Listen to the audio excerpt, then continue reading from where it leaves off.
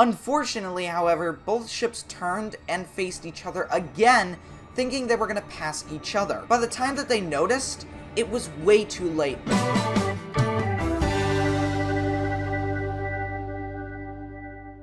Hey guys, welcome back to another episode of Recreating the Disasters. Today, we're focusing on the Andrea Doria. So yeah guys, let's get into the video. Alright, so here we have the Andrea Doria and Jlkillen. Do you want to give us a bit of backstory to the Andrea Doria up until, well, now? Yeah, so the Andrea Doria was an ocean liner built for the Italian line, which was homeported in Genoa, Italy. Propulsion systems included steam turbines attached to twin screws, allowing the ship to reach a cruising speed of around 23 knots, along with a top speed of 26 knots. Since the Andrea Doria sailed in the southern Atlantic routes, she was the first ship to have 3 outdoor swimming pools for each class, which included first, cabin, and tourist.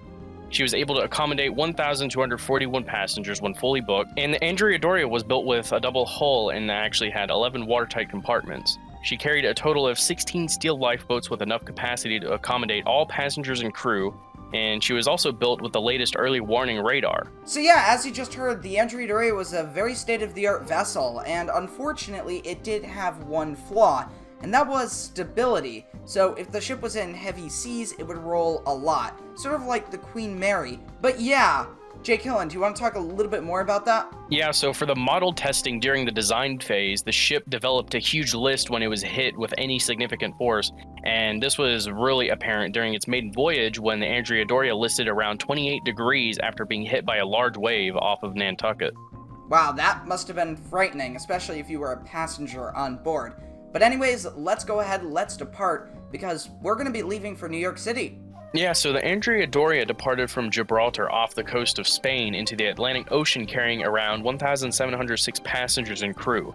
Before that, she originally departed from Genoa in Italy for Cannes on the French Riviera, then to Naples, Italy, and then finally arriving in Gibraltar where she is departing from now. So that brings us up to where we are now. Luckily, the storm has let off and we've got some nice calm seas, so the ship doesn't roll violently. But here we go. We are now making our way towards New York. Now, as we're making our westbound crossing, the fog is really kicking in, and that may play into the disaster, which is about to occur, at least in a couple of minutes. Now, from what I can remember, there was actually a movie being played on board at this point, and there was quite a few people in the theater that the Andrea Doria actually had aboard. Now, as night fell, the ship Stockholm was making its way east, away from New York. Unfortunately, both ships were facing each other head-on. Luckily, radar showed this, and both ships were aware of each other, just not the exact location. Unfortunately, however, both ships turned and faced each other again, thinking they were going to pass each other. By the time that they noticed, it was way too late. The Stockholm ripped into the side of the Andrea Doria and left a huge hole in its side. Several people were killed by the initial impact, and water came flooding in. Now, a miraculous story from this sinking is that there was a woman that was in her cabin, and it basically disintegrated around her,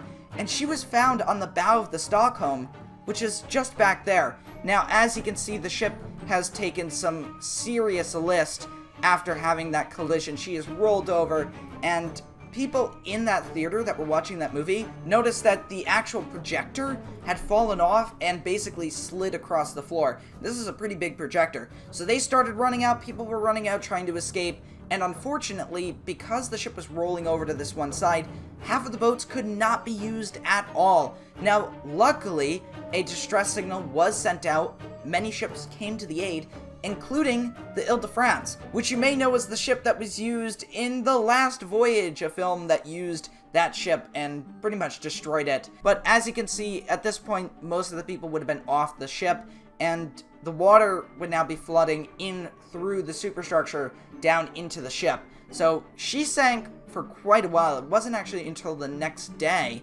that the ship did finally plunge, but we'll get to that shortly. Now, with the lifeboats floating around, what happened is the Coast Guard, I believe, actually shot the lifeboats and sank them because they couldn't retrieve all of them. Now, some of them actually still exist today, at least one, and it is restored now. I was about to say it is being restored, but I think at this point it has been restored, and I'll leave a video link in the top right corner if you want to check that out. Now she's in her final stage of sinking. She's rolled over, and now she's going to start going down on her side, sort of by the bow, and this is going to be it. Alright, there she goes, and she's going down pretty accurately as well. We're not using sync by simulation, so this is really cool. And she might actually still lay on her side. I'm not sure if she'll roll back up right when she hits the bottom, but I'm pretty sure it's just gonna lay on its side like it is in real life. So there she goes. You can see the engines kind of plunging out of the ship. In real life, that did not happen. That just happens in game with every ship we sink. But here we go. It's about to lay on the bottom.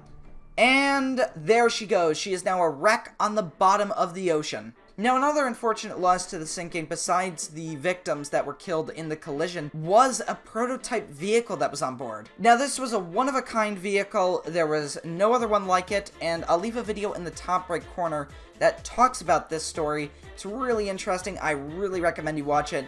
But that is now still on the bottom of the ocean today, probably all disintegrated, but it was never ever recovered. So there it is. There is the wreck of the Andrea Doria under the ocean there. It is unfortunate to see, but the Stockholm has a bit of a different story. So Jlkillen, we may not have the Stockholm in the game right now, but we do have it being represented as Oceanos. Now, yeah, we've done a video on that, on recreating the disaster, so you can take a look at that, but what happened to the Stockholm? Yeah, so the Stockholm actually didn't sink. I mean, its bow was really damaged and crumpled after the collision.